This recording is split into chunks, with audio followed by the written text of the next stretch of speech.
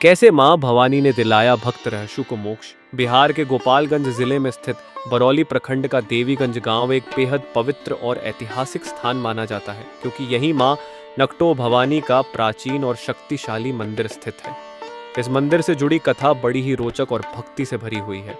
कहा जाता है कि मां थावे भवानी अपने भक्त रहशु स्वामी के बुलावे पर पश्चिम बंगाल के प्रसिद्ध कौड़ी कामाख्या धाम से चलकर आई थी, लेकिन थावे पहुंचने से पहले उन्होंने कुछ समय के लिए इसी देवीगंज स्थान पर विश्राम किया था।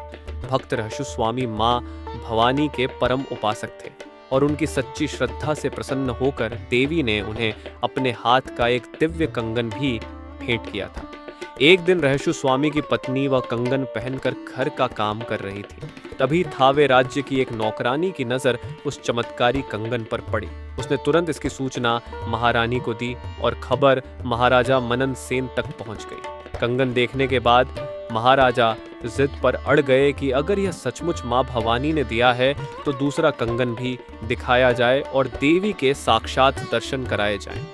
रहशु स्वामी ने महाराज को बहुत समझाया कि देवी के सामने ऐसी मांग रखना विनाश को निमंत्रण देने जैसा है, लेकिन राजा अपनी जिद छोड़ने को तैयार ही नहीं हुए।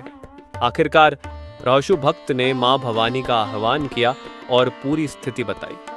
देवी ने पहले तो अपने भक्त से कहा कि राजा को समझाने की कोशिश करें, लेकिन जब राजा नहीं माने तब मां भवानी कामरूप से थावे के लिए चल पड़ी।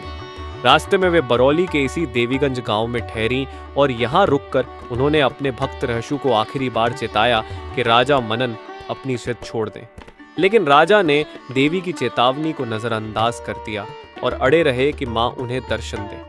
आखिरकार भक्त रहशु ने फिर से मां दुर्गा को पुकारा और मां सिंहासनी थावे में प्रकट हुई। भक्त रहशु का सिर फटा और उसमें से मां का कंगन पहने हाथ बाहर निकला। इसके साथ ही भक्त रहशु को मोक्ष प्राप्त हुआ, लेकिन राजा मनन सिंह और उनका पूरा राज्य नष्ट हो गया।